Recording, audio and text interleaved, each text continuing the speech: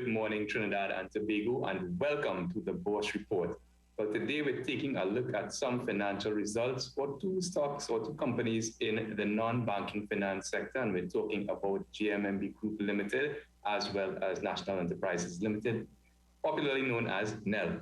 Now, both groups would have reported improved earnings due for differing reasons. Let's take a look at how both companies did and what investors can expect in the coming months ahead. Turning quickly to JMMB Group Limited for their 9-month fiscal period ended December 2021, so the fiscal 9 months of 2022, the group would have recorded an earnings or reported an earnings per share figure of 18 cents, which is a very commendable increase of over 114% from the 8 cents TT dollar equivalent recorded in the prior comparable period, that is the 9-month period of 2021. Now, operating revenues were up just around 33% to 943 million TT equivalent. Operating expenses also climbed, but by a less proportionate 24% odd to 568 million TT equivalent.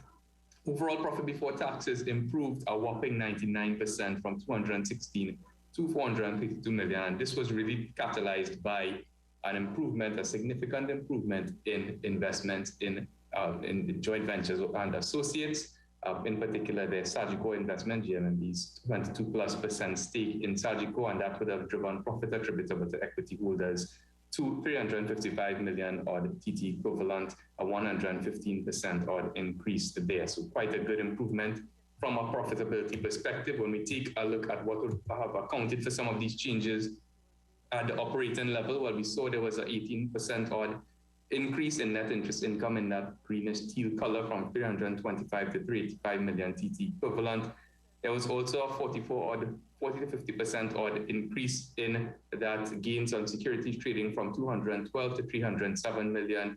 Foreign exchange margins, a much smaller component of overall operating revenue, also improved from 67 to 86 million.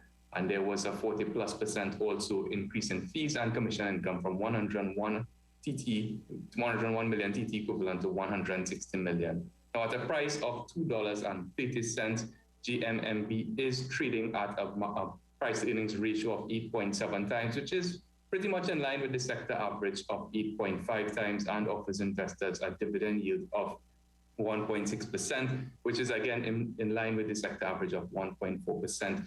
Now, with relatively fair valuations, ongoing regional diversification for the group seeming to pay some benefits, but again, overlaid with that general economic uncertainty for the region, Bourse is going to maintain a market weight rating for JMMB Group Limited for the time being.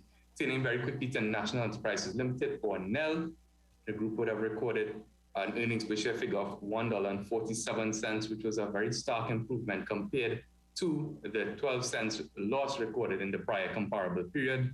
Now, dividend income was down 71% from 24.4 to 7 million dollars. Operating expenses up from 2.3 to 3.8 million, and operating profits ultimately down from 27 to 6.88 million dollars. Now, there was a big improvement in terms of its revaluation of its investee company portfolio, and that would have been the major contributor to profits before tax, which swung from a loss of 68 million odd in the prior comparable period to 882 million in the most recently concluded prior fiscal period. Now, when we take a look at some of the major drivers of investee company performance and valuations for NEL, which does have significant exposure to the energy sector, we can see that from a production perspective in the domestic landscape, production has been down 15% in terms of natural gas production from 2.9 to 2.46 BCF or billion standard cubic feet per day. But on the pricing side, there's been an over 100% increase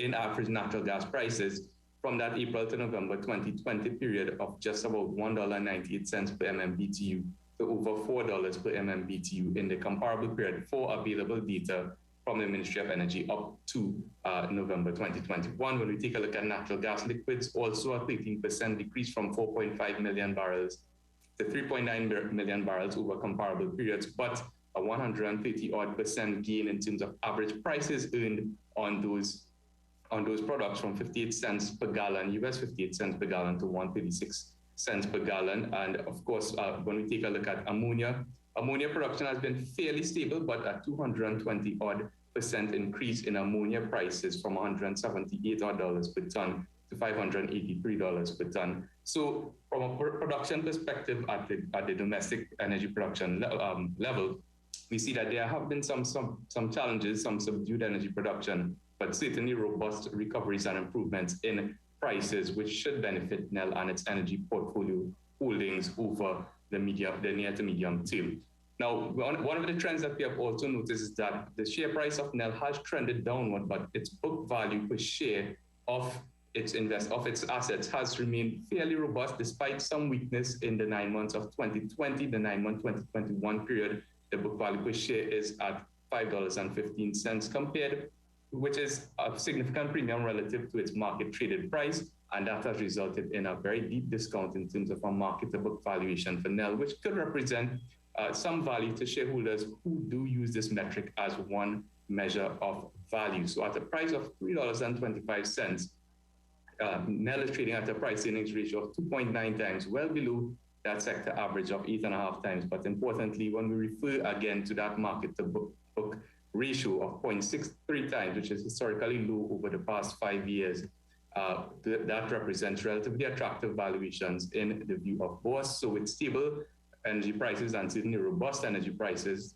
even with challenged domestic energy production, but on the basis of those relatively attractive valuations, Bourse is going to assign an overweight rating to NEL for the time being. Well, that's it for this week's edition. For more information, you can give us a call at 226-8773, email us at invest@boursefinancial.com, or check out our website, bourseinvestment.com, where all of our research is absolutely free, and you can catch us in the business section of today's Trinidad and Tobago Guardian newspaper.